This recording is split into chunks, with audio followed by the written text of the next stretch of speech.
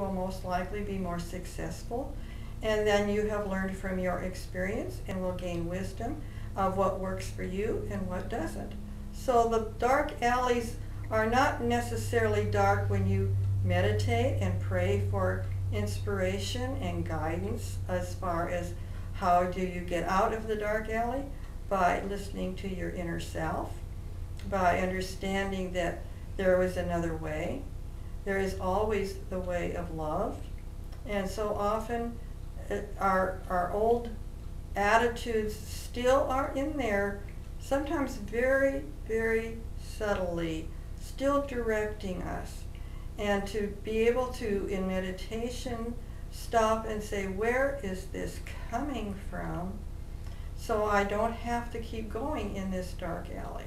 So it's not the specifics of the alley that's important, is how do you handle the situation when it comes up. And to know you are always safe and protected, Vivian. This is something most people forget, especially if they're not on a spiritual path. You have an entourage of guides and angels around you that are willing to help you through these experiences. They want you to ask for their help, to pray for them to be there for you so that you are safe in those experiences and can maybe open your eyes and see it from a bigger picture. That's one of the biggest problems that keep us in black alleys, is we don't see the bigger picture because we haven't turned on the light to see a bigger picture, and the alley is dark. So turn on the light.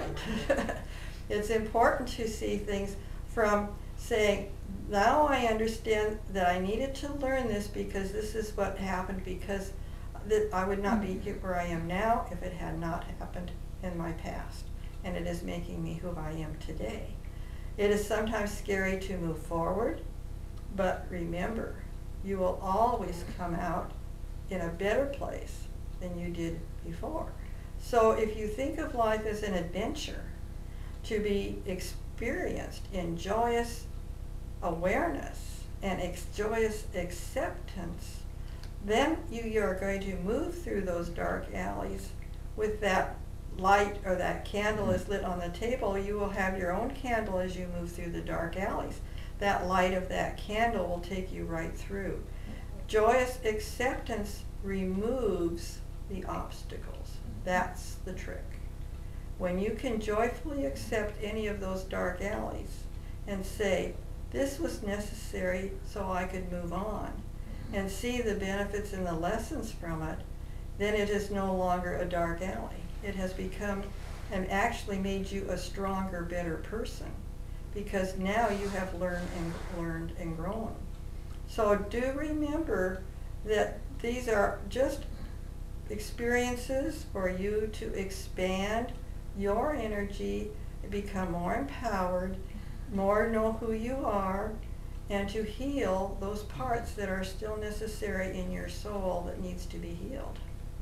Does that better answer your question? Yes, it does. Thank you. You're welcome. Well, it is so nice to be here with all of you tonight. And if there are any last questions, I would be glad to answer them, if I can. I do have a question about my daughter, Anna. Yes?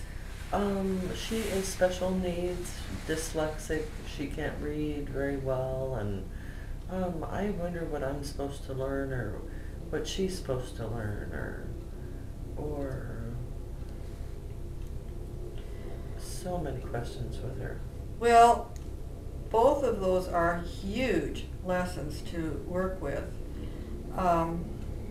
Understanding dyslexia is an important part of what the medical field does not understand. There are missing lapses in the synapses of her brain. Yes. Oh, you understand that? Mm-hmm. Good. However,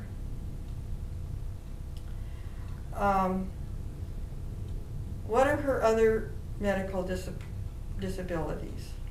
Well, she has mental retardation. She has fine motor skill problems, gross motor skill problems. She wets the bed every night. She has sequential problems. I mean, you know, you name it. She has possibly past life horrors, and that makes her afraid of opening her windows. You name it. Well, it's a very big challenge. It's a very big challenge. Very big challenge. There are things that can be helpful for dyslexics, but she has so many other difficulties going on. And ADHD. Oh my, oh my.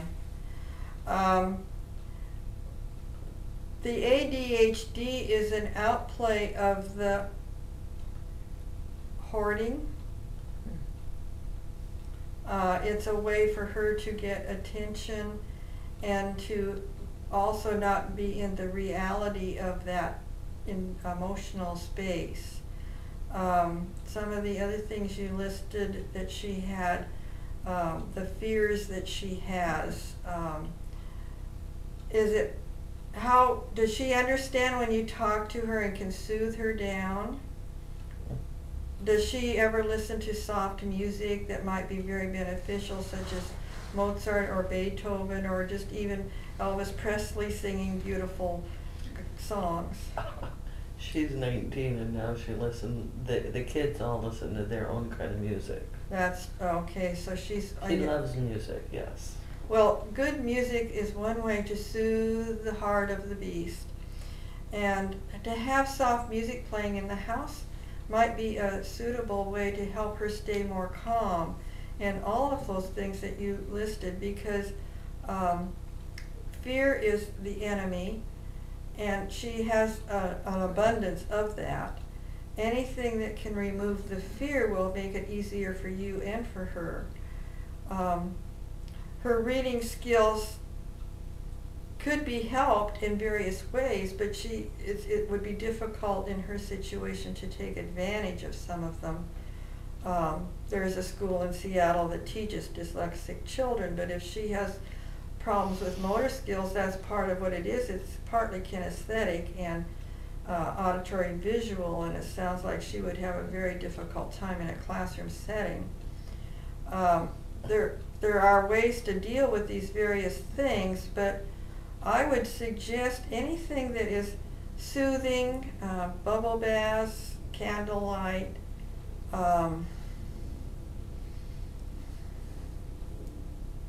things that make her happy. She needs to feel a sense that it's okay to be happy and that it's safe for her.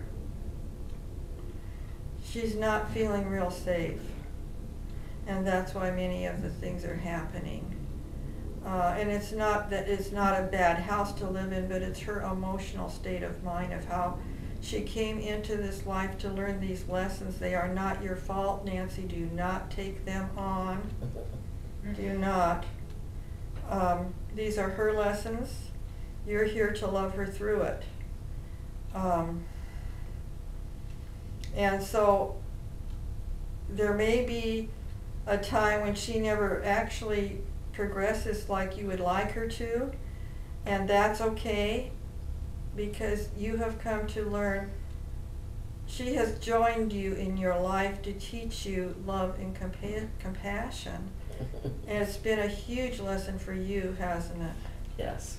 A huge lesson. Huge. And you are learning it you have put on your plate, lady, with the other things going on in your life. You took on, these people that go through college and they say take 15 credits, lady, you put 30 on your plate. You put way more than the average person. You are really, really trying to get through all your lifetimes, like Speedy Gonzales.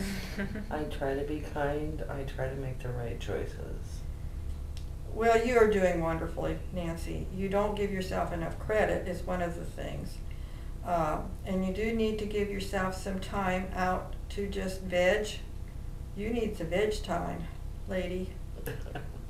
I'm going to drive a truck. Well, try, Vacation. You what? I have a vacation coming up, maybe. Wonderful. You need it. You need it. try to put it all in perspective. You carry the burden of your daughter very heavily. Just remember that was her choice. She chose to come into your family, and you accepted that situation. And just, you know, there's only so much you can do, lady, and you have done a wonderful job of handling it so far. So give yourself credit for what you have accomplished, and know that it will all fall together. You know, all things work together that love God, that are in His path, and you are definitely in His path. God is blessing you through all of this. Thank you. That's very good. Thank you. You're a remarkable woman, Nancy, and you just need to love yourself. I think of all the things I could tell you is just to try to do more things to love yourself. Thank you.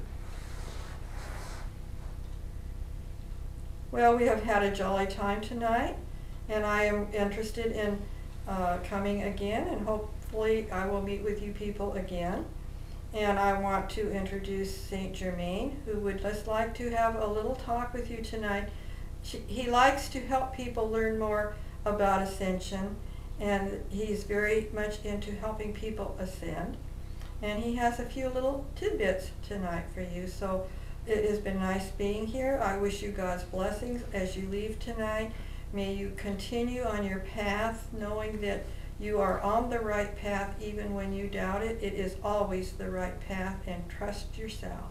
Good evening. God bless Good you. evening, John. Thank you for coming.